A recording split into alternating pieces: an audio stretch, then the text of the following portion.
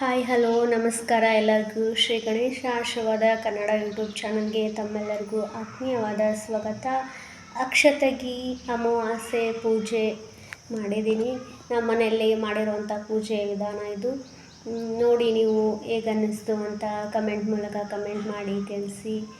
ನೀವು ಕೂಡ ನಿಮ್ಮ ಮನೇಲಿ ಯಾವ ರೀತಿ ಅಕ್ಷತೆಗೆ ಅಮಾವಾಸ್ಯೆ ಪೂಜೆ ಮಾಡಿದ್ದೀರಾ ಅಂತ ಹೇಳಿ. ನಿಮಗೆ ಈ ಒಂದು ಅಕ್ಷತೆಗೆ ಅಮಾವಾಸ್ಯೆ ದಿನ ನಿಮಗೆ ತುಂಬ ಒಳ್ಳೆಯದಾಗಲಿ. ಇವತ್ತಿನ ದಿನ ಏನೇ ಮ್ಯಾನಿಫೆಸ್ಟೇಷನ್ ಮಾಡಿದರೂ ಕೂಡ ಅದು ತುಂಬ ಈಸಿಲಿ ಮತ್ತು ಬೇಗ ವರ್ಕ್ ಆಗುತ್ತೆ.